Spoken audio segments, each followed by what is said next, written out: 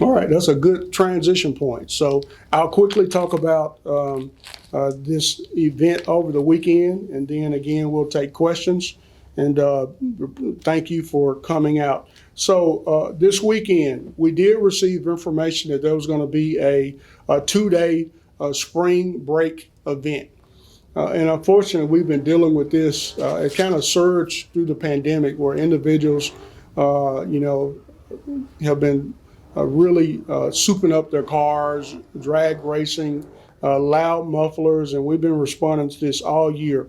But somebody was bold enough to promote this event on social media and other various events promoting reckless driving, and they wanted individuals from all over to come. I just want to let those folks know, if that's what you plan on doing, we're going to be here waiting on you. We're going to be ready to arrest you because we're not going to tolerate this foolishness. So understanding the magnitude, the danger that this event posed, Memphis Police Department, Shelby County Sheriff's Office, and Tennessee Highway Patrol deployed statewide. And I'm glad that the one good thing the state legislature is doing is considering increasing the fines and punishment for reckless driving. But during this 2-day event, we responded to over 98 vehicle disturbances citywide. And that included, hundreds of vehicles with reckless drivers speeding, blocking roadways, and evading the police. And there were notable events, the one in Hickory Hill, there was one in Martin Luther King Park, where there was 500 vehicles and 80 ATVs and dirt bikes. Very dangerous, and we actually had to close the park. But in 2 days, we made 78 total arrests.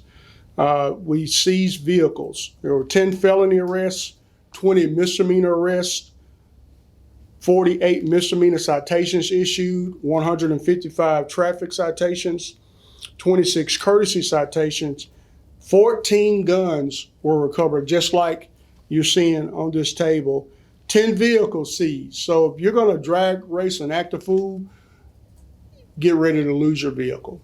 That included 2 ATVs, 1 motorcycle, and 2 dirt bikes, more 100 grams of marijuana, cash. But I can't stress enough how dangerous these events are.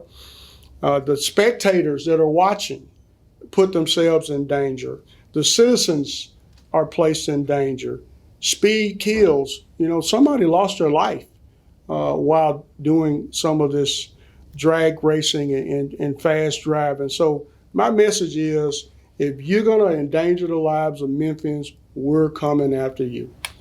We're not going to tolerate it. We're not going to let you wreak havoc on our streets and citizens.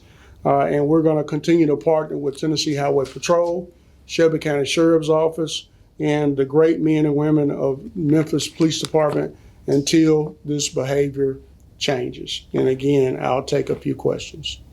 I think you mentioned the event in Hickory Hill where there were 4 cars drag racing. You guys made 4 arrests. I saw the vehicles were seized in the affidavits. It all said to ensure that these offenses don't continue. What are you guys allowed to do with that? How long can you keep these cars? Because I know that it is a problem, the repeat offenses, when they get the cars back, they do similar crimes. So there's a detailed process that goes when you seize a vehicle. The Tennessee law lays out all those particular steps, but Chief Hardy's the expert, so I'll allow Chief Hardy to respond to that question. Can you step to the microphone if possible, so we can have your audio? Yeah, so if a vehicle is involved in drag racing, Tennessee law does allow us to seize that vehicle, and that involves us actually depriving the owner of that vehicle because of the drag racing or that they were involved in. So how long do they go without the vehicle? What do they have to do? So it's a process, as the director said. So the Department of Safety generally handles that, and we have a process that we go through. We notify them that we're going to seize their vehicle, and they have a chance to come and present their reasoning why we shouldn't seize it in court. But it's a process. It's not an immediate process. It's a long, drawn out process. But we are according to state law, we are allowed to seize those vehicles. Is it similar to like drug cases where they seize a vehicle like that? That's correct. That's correct. Same process. Thank you. Thank you, Chief Hart. All right, any other questions? I did want to ask about the interstate shootings. I know it's sort of similar to the drag racing, just safety and roadway and interstate safety. We continue to see a lot of incidents like that. Can you just update us? I know that there was an increased effort to have officers along the road races as well. Yeah, so we've continued those efforts, and actually we were just meeting about that yesterday. So we'll continue to increase those efforts. But I think the one thing, and I've sat down, and again, I've done this myself, sat down with the governor, the commissioner of safety, the head of the Tennessee Highway Patrol, because the interstates belong to the state, and the state needs to do more to conduct enforcement operations inside the city of Memphis. If you think about this interstate, 40, 240, 55, over 77 million people in a year travel these interstate systems. And so if you remember, our city council passed a resolution asking the state to do more. And so, that pressure needs to continue. I think, the governor needs to, order Tennessee Highway Patrol to hire whoever they need.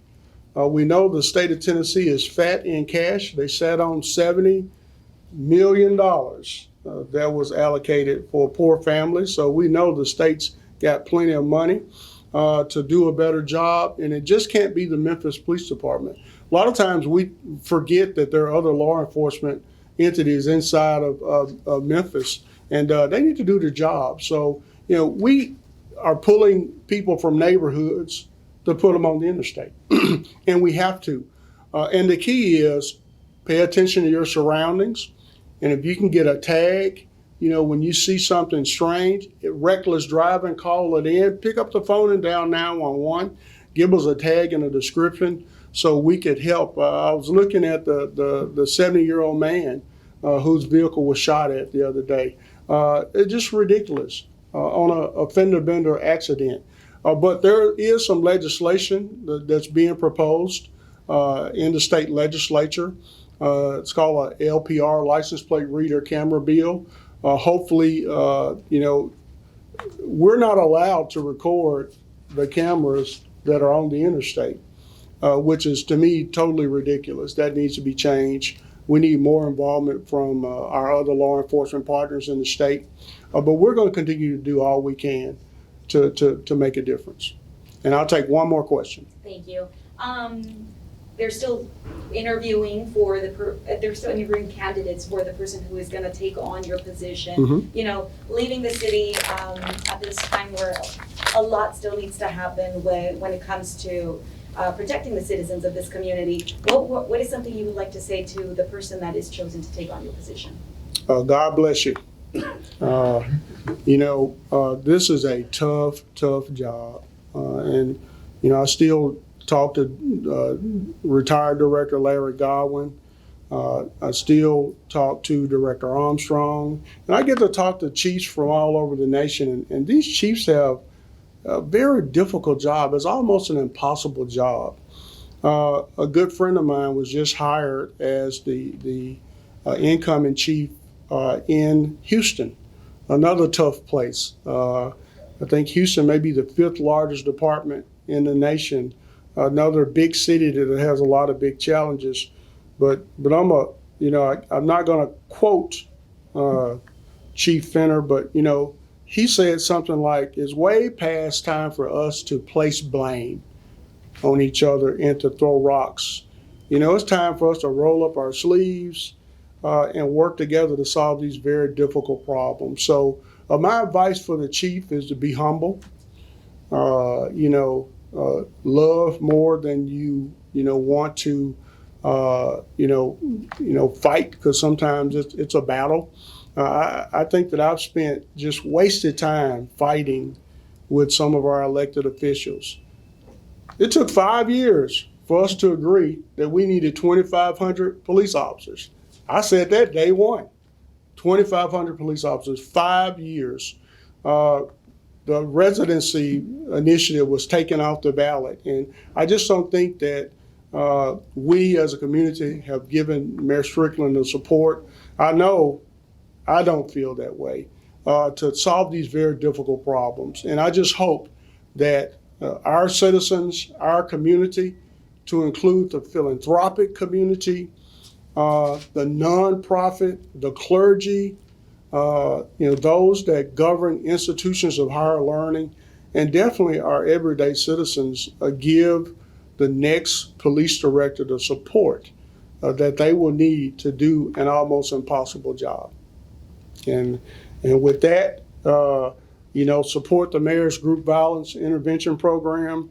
We're going to enter, we've already been approved for another Department of Justice technical assistance. We're going to focus on community outreach and also violent crime reduction.